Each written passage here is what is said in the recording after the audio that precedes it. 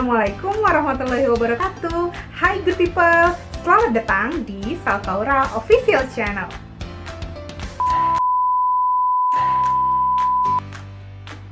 Investasi yang ketiga adalah tabungan berencana. Nah, mungkin teman-teman masih belum banyak yang tahu atau sudah banyak yang tahu. Di sini kita bisa menabung dengan secara terencana.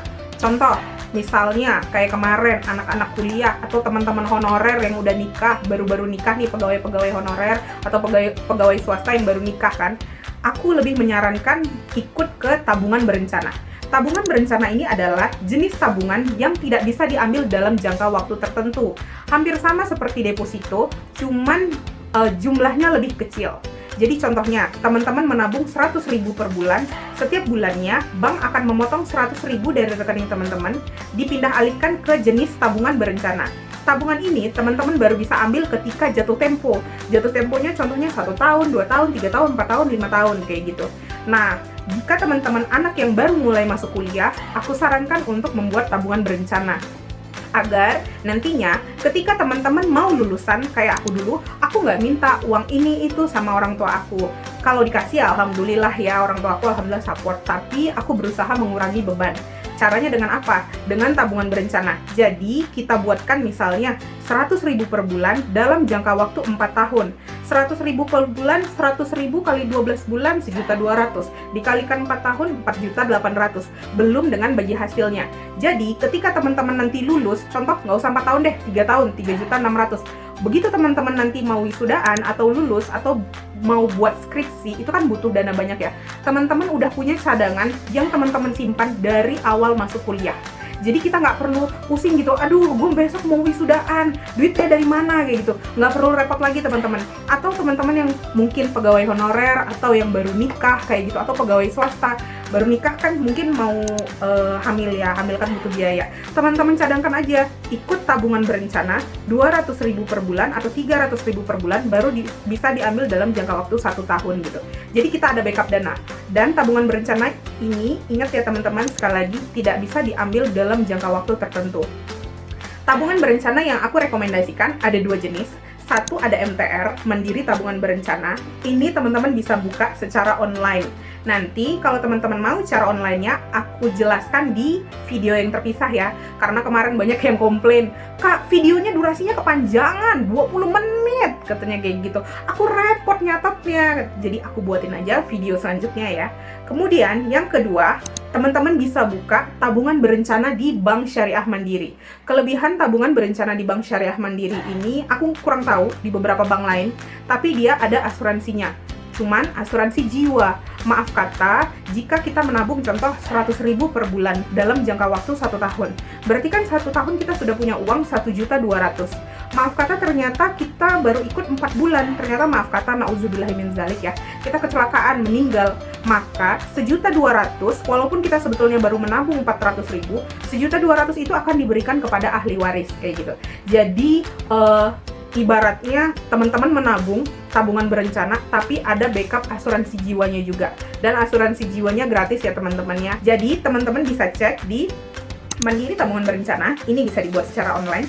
Dan tabungan berencana Bank Syariah Mandiri, ini teman-teman offline, harus datang ke banknya kayak gitu. Next,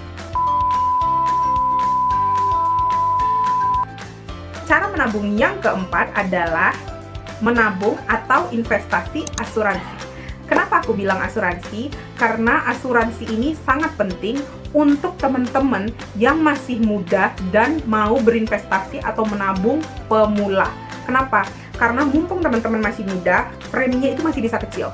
Kalau teman-teman udah berumur, contoh kayak aku sekarang, teman-teman baru mau mulai untuk berinvestasi asuransi atau mau menabung asuransi, teman-teman agak sedikit terlambat karena preminya yang bisa dibayarkan itu cukup besar. Contoh, pertama kali aku menabung atau investasi di asuransi itu di 2007, ketika itu aku masih kuliah. 7 juta per tahun, aku bawa gila aja, nggak tahu rezekinya dari mana, tapi yang penting aku bawa gila 7 juta per tahun. Dan alhamdulillah itu berjalan untuk 10 tahun.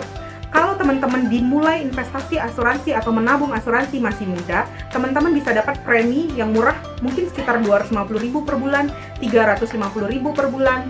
Nah, jadi bisa lebih murah jika teman-teman baru mau mulai memiliki asuransi di usia yang lebih lanjut.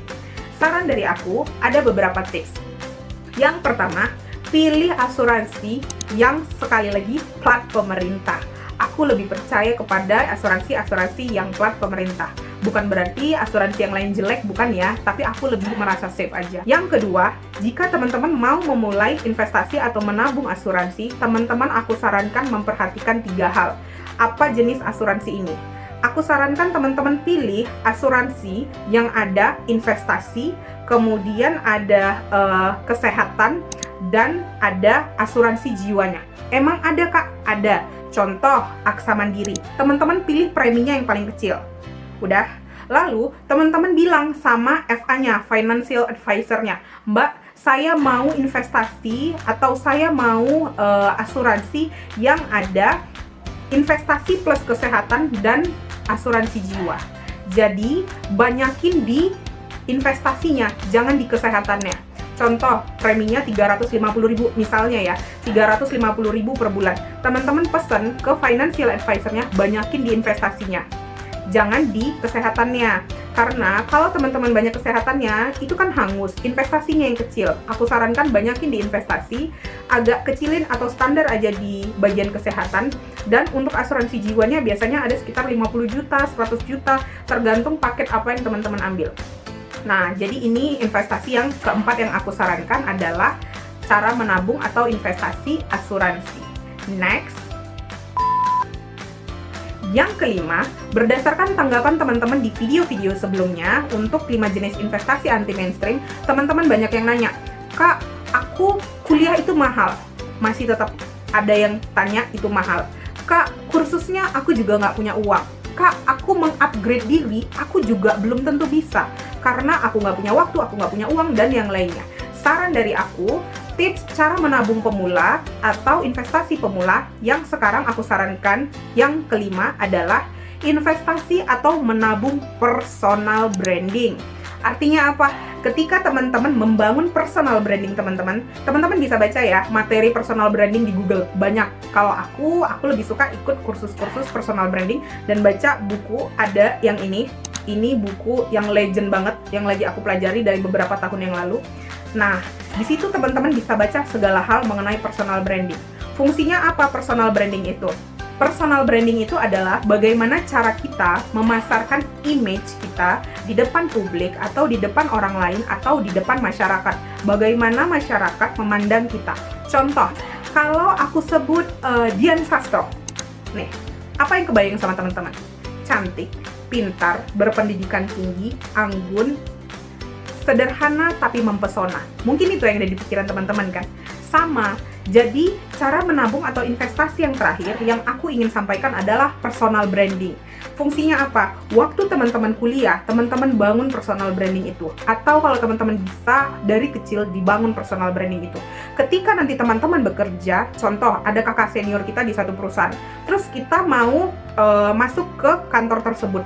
Nanti kakak tingkat kita bakalan mikir kayak gini pas ngeliat CV kita. Oh, gue kenal nih anak. Nih anak orangnya semangat, pinter, cantik, tangguh, tidak akan main aneh-aneh deh gitu. Nggak akan korupsi atau yang lainnya, jujur, lempeng-lempeng aja. Ya udah, gue percayain sama orang ini. Nah, yang kayak gitu. Yang paling penting, yang aku bisa sampaikan personal branding yang harus teman-teman tunjukkan adalah satu, attitude atau cara bersikap. Keep your mouth closed if it's not so important. Jaga behavior teman-teman. Kemudian yang ketiga adalah integritas. Setiap perusahaan pasti mencari integritas.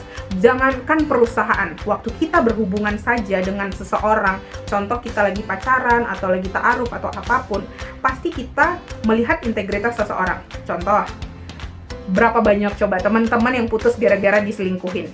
Artinya apa? Ada integritas di situ yang tidak bisa dijaga oleh kita atau pasangan kita. Kalau teman-teman terbiasa diselingkuhin kayak aku gitu ya contohnya, ya udah berarti pasangan kita yang nggak punya integritas. Jadi teman-teman nggak perlu marah-marah, nggak perlu sedih gitu gara-gara wah gue diselingkuhin. Ya udahlah ya gitu loh. Kok jadi ngebahas curhat nih? I'm sorry guys, I'm sorry, maaf. Jadi ngelos kemana-mana. Intinya yang kelima adalah personal branding.